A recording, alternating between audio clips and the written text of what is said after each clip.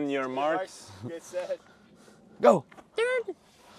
Okay, so we know there was the big battle here at Lake Las Vegas yesterday, and I hate to say this to you, mate, but you're not undefeated over middle distance anymore. Jelle's got the best of you.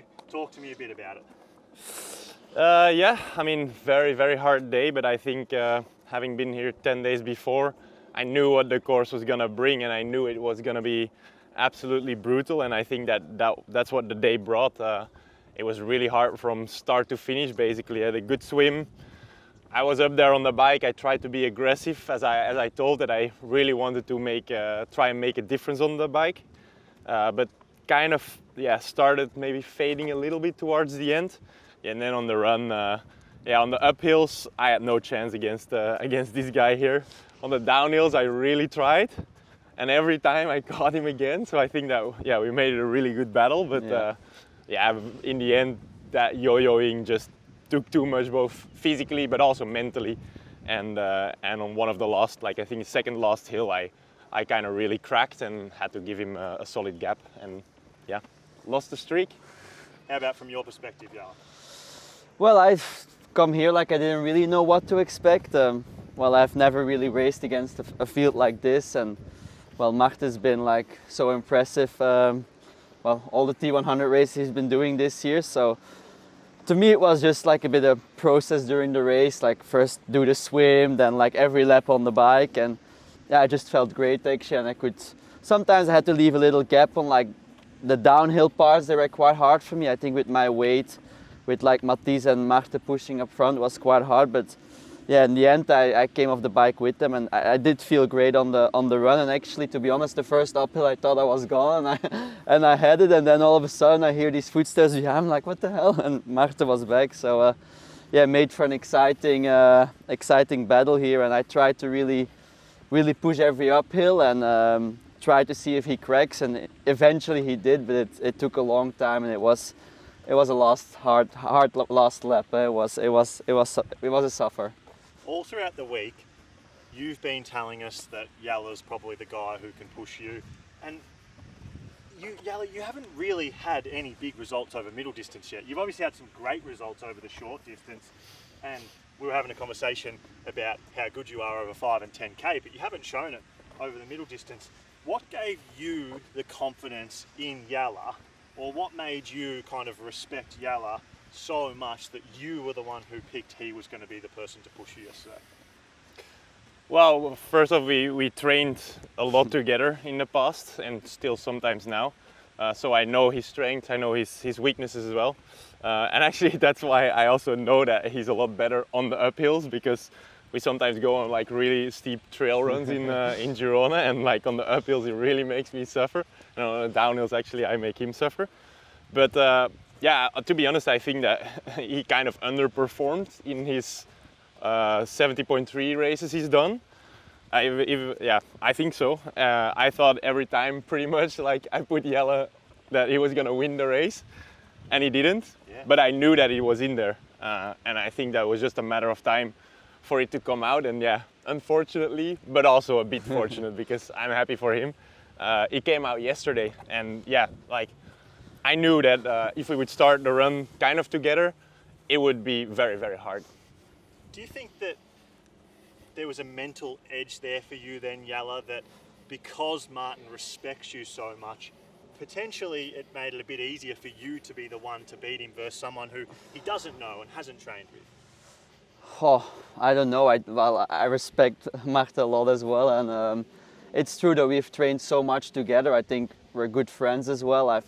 Especially in those years we were in the same training group, I would spend more time with Marten than with anyone, so we know each other very well. And I don't know, I even coming onto the run, I think it was still a 50-50 chance who was gonna win, and it really was gonna depend on the day a bit, I think, who still had the freshest legs. But I think I did underperform indeed in those 70.3 races I did. I think it was for me a bit of a search also for a good position on TT bike, where I didn't really cramp up towards the end of the bike, and it's been a bit of a process, and I'm happy I could put it all together here. And I don't know if it made anything that Marten respects me or whatever. I think it just it had to end at one point, and I'm happy it's me that beat his streak. But I think he can still be happy with his second place and like be very, very proud of what he's done this year, and then he for sure will be the favorite for Dubai as well. I think it's almost the reverse, no? Like maybe it almost makes us want to beat each other more. Well, maybe just knowing each other well and knowing that we will give each other shit if the other one does good or bad. Like, Well, it's true though. Like, I don't know. Even though we're good friends, like you still want to beat each other. And of course. I don't know. Like for me, it was also cool though. In the run, I was really thinking, oh, this feels a bit like back in the day doing like a long build run or something with the two of us, and I don't know, it felt a bit familiar as well, which I really liked as well. Of course, in the end, I want to beat Marten, and it's always, I don't know, it always is good beating Marten just because he's a world-class athlete. So you know you've done something great if you can beat him. So grand final, you just mentioned it, and it's funny that you mention it because you say he's the favourite. I know you guys got told that if you haven't done 2 T100 races that you can't race the grand final, but you've just won it. So Magnus has won a race, Yuri's won a race, and then obviously Martin's won a race. 2. Yeah, 2 races. Sam Laidlaw also won London. You would be the only winner who doesn't get to the grand final because you haven't raced 2 races. Have you been told by anyone that you're going to be there or not be there? To be honest, I haven't heard anything. I just know from Aaron Royal, another friend of ours, like a bit what the rules were to enter Dubai, and I definitely don't qualify for those. So, well, in my head, I'm not going to Dubai, and we'll see what happens. If I get the opportunity to race, then I'll take it. But yeah, we'll see. Either way, I'm just happy with how this race went, and I hope I scored enough points so I can do all the races next year. And that was my main goal after the Olympics, try to get a contract for next year. And I hope this race yesterday is a good jump towards that. Do you think that'd be crazy if he wasn't allowed to race the grand final? Or would you be happy if he wasn't? I mean, I honestly, I don't know. Like, obviously it would be cool to just have all the best people there. So I think Jelle definitely would deserve to be there. And yeah, I don't know. For the rest, it's Sam Renouf's. No, it's not Sam's, but like the T100 entourage is a thing to figure out, I guess. Yep. Okay, so we've got all the boring stuff out of the way. Let's talk about last night. What did you guys get up to?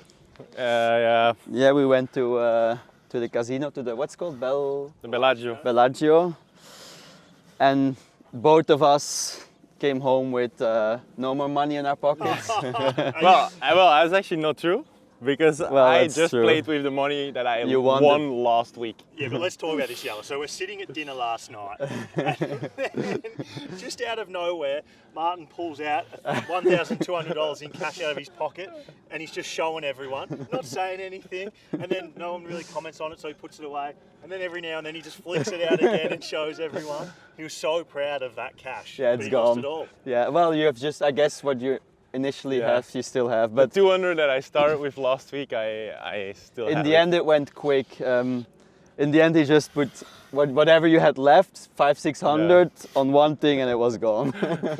I guess we got a bit tired and it wasn't my lucky day yesterday. Right? Like, it was So what, were you just putting on roulette, just red and black, or were you playing blackjack again? No, we were playing blackjack. We were actually counting cards. I've been watching YouTube the whole week, so I hope no one's coming to arrest me here. But no, we were playing blackjack. Not illegal, just mainly. That is true. Yeah. That is true. But clearly it didn't work very well. No, I was counting wrong. So when you actually got out, you left pretty late. You'd been up all day for the race. Had that pretty tough battle. When you got out to the casino, was it one of those things that when you got out there you were like, oh, I just want to go home to bed, or was it fun? No, it was fun actually. We actually said like, because I just put the $100 in the end I lost it, but still like you had hours of fun playing the game, so I think we had fun. We had a few drinks there as well. We went for a little bit to the roulette, but our money went too quick there. Well, I actually didn't play it, but Aaron and Marten's money went too quick there. So we went back to the blackjack, and yeah, we had a fun night. Went to McDonald's after and then home. Any stories out of it that you can tell? Nah, well, Not I should really. have probably sticked with my method on the roulette. I lost quite a bit of money, but I actually had a tactic, the reverse Royal. So I was just doing the opposite of whatever that Aaron Royal was doing. It worked, And that no? actually really worked. But when I stopped doing that, or when Aaron stopped playing, that's when I lost everything as well. So No, we had a fun time Yeah. with was dealer good. Danny. He was good. yeah, Oh, that's yeah. true. He was your made favourite jokes. Yeah, he was our favorite dealer. Martin, we obviously know you pretty well by now. Tell us something that we don't know about Jelle. Wow, that's a hard question, huh? We don't know what to say either. Yeah. Pretty quiet guy. No, I don't think so. Actually, I don't think that he's quiet. If you get to know him, especially, Maybe. he's really not quiet. That we've been really good friends, and like you say, that at one point we pretty much knew each other better than anyone else in our life, and saw each other more than anyone else in our life. So. I hope that the friendship will still last for a long time, but that we also can have some more good battles, obviously. I'm sure. And obviously you're compatriots. How do you feel about Jelle moving to Australia? Yeah, I mean, that's still a bit a sensitive subject. I think that he might get banished soon, but then I think that I don't want to give him to Australia as well. Although the Australians might need a new long distance leader, so it's up to you, man. If you pay him enough, but after yesterday, he's gonna cost a lot. Well, the other day, he actually said to me behind your back that he already considers himself more Australian than he does Belgian. Yeah, I understand that. Yeah, that's. Okay, so if we don't see you two at Dubai, I'm sure we will. We have to, right? Like, that would be silly if one of our winners wasn't at the grand Put a final. good word in for me, Jack. I just think it's logical. Like, it doesn't make sense that the guy who won the race before the grand final isn't there. So I'm sure we'll see you there. If on the off chance we don't, when is the next time we'll see you two go head to head at a long distance race? I'm not sure. You Wow. decided not to do Taupo, I guess. No, Or is that not known? Can't Well, be known. It's still a secret. No, they can know it. They can know it. Like that's, I'm supporting T100, man. I'm not gonna do 70.3 worlds. So what are you doing instead of Taupo? The real world champion is the T100 world champion. So the grand final is your last race for the year? No, I might go and do like some really long and slow day in Cozumel. Oh, Ironman Do the Cosmo. Ironman there, yeah. So Ironman World Championships next year. We'll see.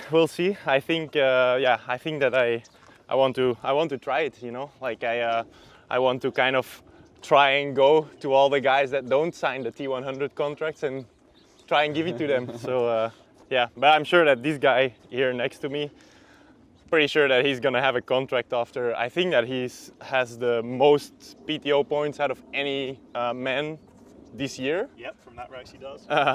So I'm pretty sure he has a contract. So I guess that we'll see a lot more battles next year for sure, if not in Dubai. So you both, in your own heads, have kind of decided in 2025 you'll be racing the T100 World Tour? I would really want to, yeah. If I get the opportunity, I think it's the highest level middle distance racing there is, and I like to race against the best in the world. Like we've done it many years in the World Triathlon Series.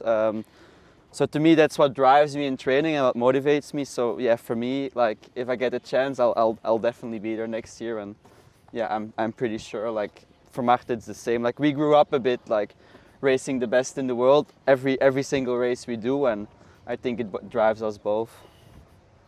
Jelle, Martin, great battle yesterday. Thank you for giving us such an entertaining race. We saw Taylor just dominate the women's race, so we needed a battle for the men's race, and you guys Indeed, provided it. They're gonna have to put Taylor in the men's race soon. Well, she won. She's probably gonna give it to us as well. Indeed, might be a battle with three, huh?